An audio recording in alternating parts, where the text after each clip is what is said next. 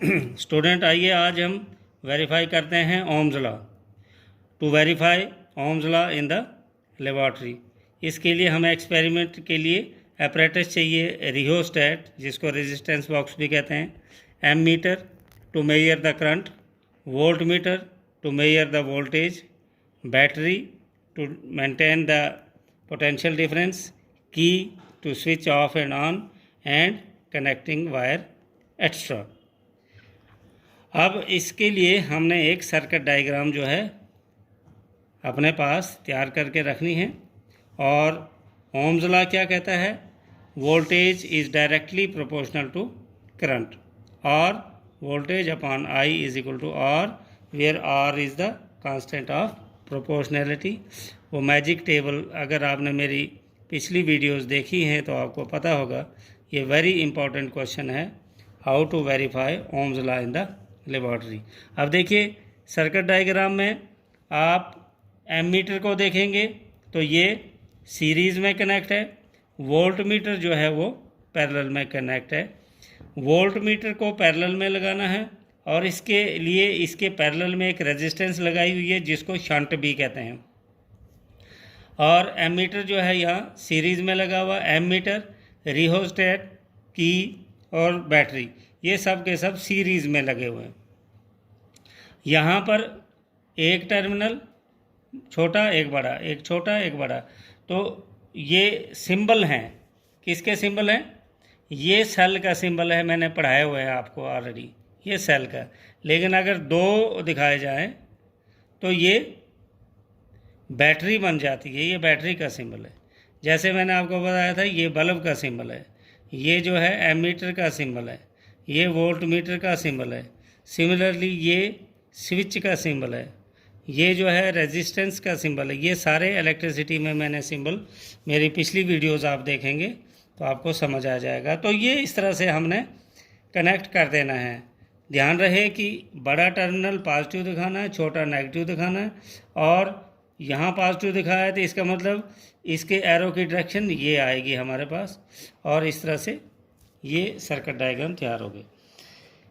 एक apparatus set हो गया लेबॉर्ट्री में। इसके हिसाब से अगर आपको लेबॉर्ट्री में सामान मिलता है तो आपने एमीटर, रिहोस्टैट, एमीटर को रिहोस्टैट से कनेक्ट करना है, रिहोस्टैट को की से, की को बैटरी से, बैटरी के दूसरा टर्मिनल यहाँ से शंट के साथ, और शंट का दूसरा टर्मिनल एमीटर के साथ। यहाँ से एक तार लेनी है, यहाँ से एक तार लेनी है, वो वोल्ट मीटर को लगा देनी है। हर एक एप्लायंस के दो टर्मिनल होते हैं। लेबॉर्ट्री में ये एक्चुअल हो गया। अब स्टार्ट कैसे करना है एक्सपेरिमेंट को? यहाँ से रेजिस्टेंस कुछ सेट कर देनी है अपनी मर्ज़ी से, और की जो है इंसर्ट करना है। Insert the key, insert the key का मतलब है स्विच को ऑन करो, स्विच को ऑन करो। जैसे ही आप ऑन करेंगे तो ये रीडिंग दिखाएगा वोल्ट मीटर और ये एमीटर। फ़र्ज़ करो हम ये मान के चलते हैं कि एमीटर ने करंट दिखाई 2 एम्पेयर और वोल्टेज जो है वो दिखाता है 6 वोल्ट। तो R इज इक्वल टू हो गया 6/2, दैट इज 3/1 ओम। अब स्विच को ऑफ कर देना, मीन्स ये जो की था ये निकाल देना हमने, और रेजिस्टेंस चेंज करनी है। जो रेजिस्टेंस बॉक्स है यहाँ से इसकी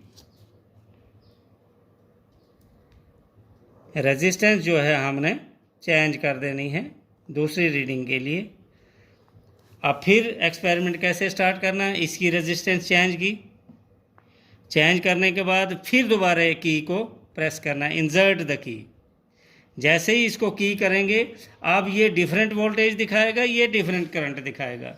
हम मान के चलते हैं कि मान लो करंट जो है 1.6 एम्पेयर है और वोल्टेज जो है वो 5 वोल्ट आ रही है, तो उसमें रेशो बनेगी 5/1.6। इसको अगर आप डिवाइड करेंगे तो ये राउंड अबाउट 3.1 ओम आ रही है। ये 3 आई थी, ये 3.1 आई थी। सिमिलरली आप तीसरी रीडिंग लेंगे। अब फिर आपने की निकाल देनी है। Again, change the resistance, insert the key, note the reading of voltmeter and ammeter. That is third reading. Now again, change the resistance, insert the key and note the reading of voltage and ammeter. Now take 3 to 4 readings. Then draw a graph between voltage and current. अब practically आपको exam में नहीं करना है, तो यहाँ से आप क्या कंक्लूड निकाल रहे हैं. रिज़ल्ट आप देखिए, रिज़ल्ट ये निकल रहा है कि यहाँ V/I3 आया, यहाँ पर भी V/I3 ही, इसको हम राउंड में 3 ही ले सकते हैं. तीसरा लेंगे वो भी 3 ही आएगा, तो हम कहेंगे V/I is equal to constant, और in other word voltage is directly proportional to current. That is Ohm's law verified. यहाँ पर Ohm's law वेरीफाई हो गया. इसके लिए प्रिकॉशंस क्या है? Voltmeter should be connected in parallel, ammeter should be connected in series, connection should be tight, the ends of the wire should be cleaned with sandpaper. इसके end साफ़ कर देना चाहिए, और इसके जो कनेक्शन हैं वो टाइट होना चाहिए, और फिज़िकल कंडीशन जो है ऑलमोस्ट कांस्टेंट होनी चाहिए. इस तरह से लेबॉरेटरी में आप ये एक्सपेरिमेंट कर सकते हैं. अब इसके साथ में ही है कि अगर आपने लेबॉरेटरी में इलेक्ट्रोमैग्नेट तैयार करना, how to prepare an electromagnet in the laboratory.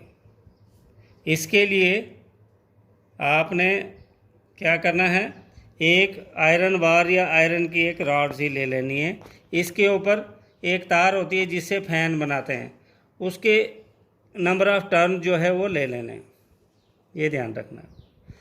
लेकिन मेरी इस वीडियो के थ्रू भी आप सभी से निवेदन है, मेरी डायरेक्शन है कि कोई भी ये प्रैक्टिकल अपने आप घर में नहीं करे. आपको करंट लग सकती है. जब आपके टीचर आपके सामने होंगे तब ही आप ये करेंगे. ये सिंपली आपको समझाने के लिए ये ऐसा कर रहे हैं. तो यहाँ पर जो है इसके हमने एक बैटरी लगा देनी है, या हम मान के चलते हैं कि करंट देते हैं हम इसको. यहाँ से स्विच रख देते हैं. अब मैं दोबारा बता रहा हूँ कि आप ये एक्सपेरिमेंट घर में नहीं करेंगे, क्योंकि ये बिजली का काम है, ये करंट लग सकती है.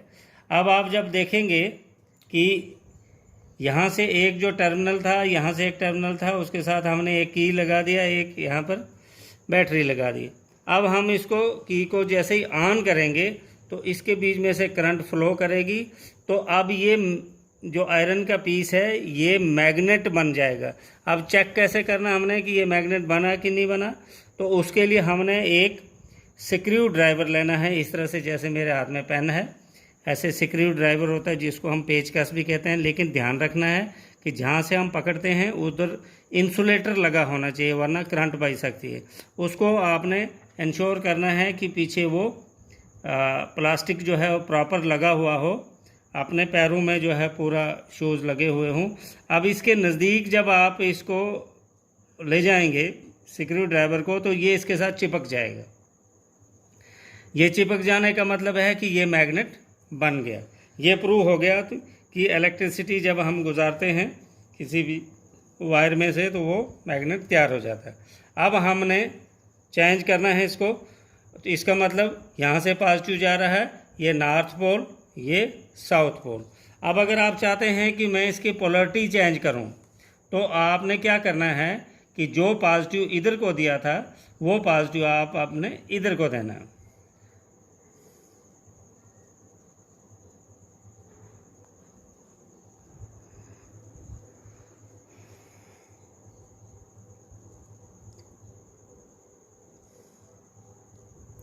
अब पॉजिटिव हम इस साइड से दे रहे हैं,